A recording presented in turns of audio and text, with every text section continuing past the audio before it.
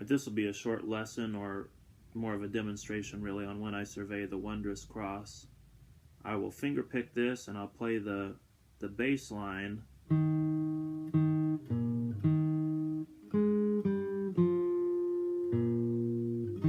I'll play that through the whole song, and I'll do that with my thumb, and I'll play the melody with my middle finger, and I'll just put those two together. I'll have a little bit more going on by the end of it, but together that first line will sound like.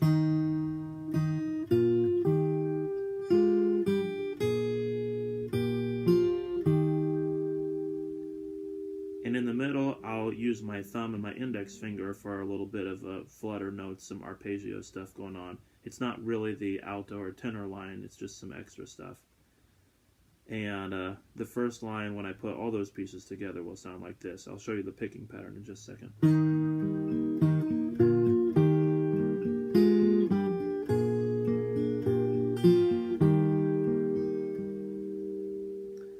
So again, the picking pattern, I'm just going to do one basic pattern, and sometimes I use the whole pattern, sometimes I cut it in half.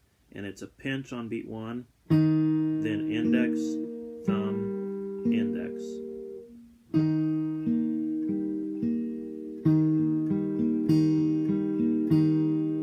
And when I cut it in half, it's just going to be pinch, index, pinch, index.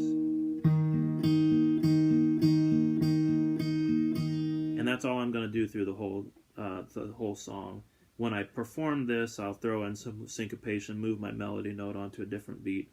But for this right here, it'll just be either 1, 2, 3, 4, or 1, 2, 1, 2.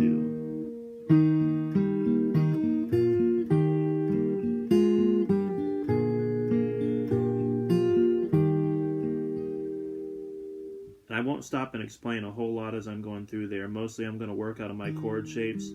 But when I get to this right here, that's not a normal, one of your open chords that you would play while you're strumming. It's a G7. I'm doing the 7 with my thumb, and this is picking the second string, the 5.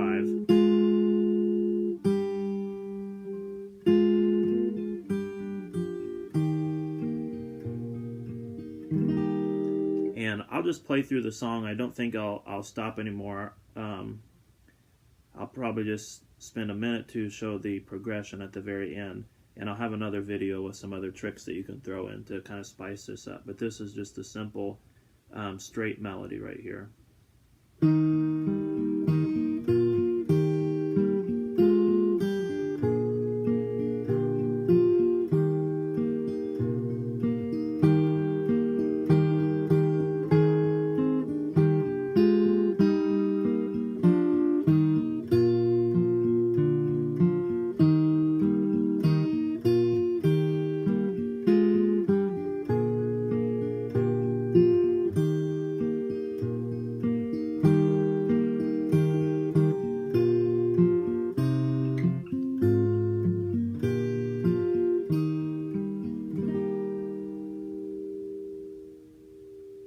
And I'll show a couple of spots. I'll walk through that second line. When I go to the F chord, the bass note still stays on the C note. And then I go back to my G7 like I did before. This is a C chord. I'm not playing that note, so I'm not going to fret it.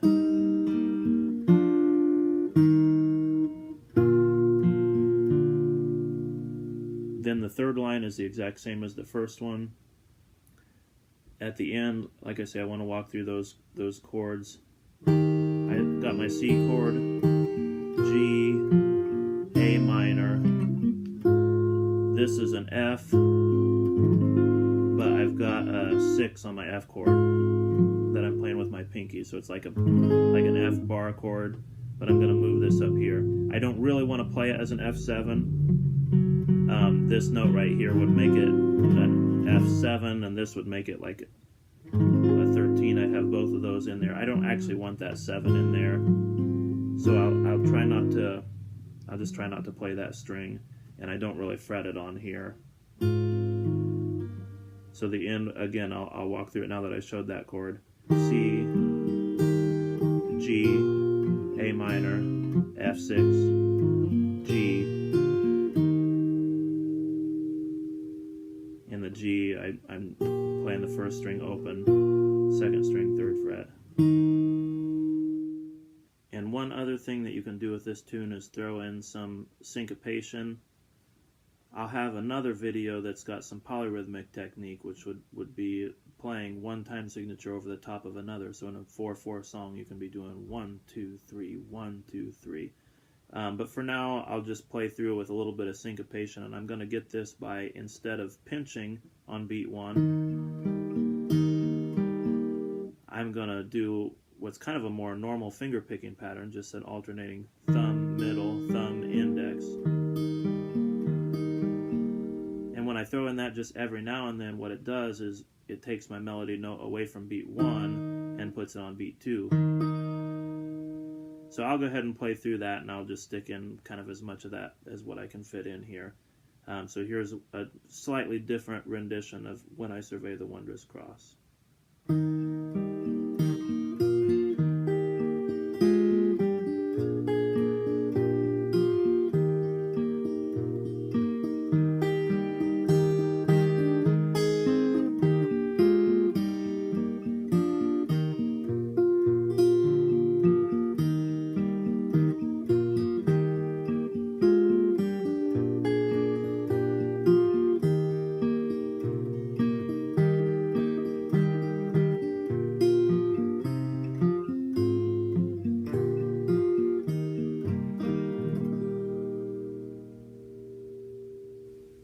Check out the polyrhythm video, and thanks for watching this one.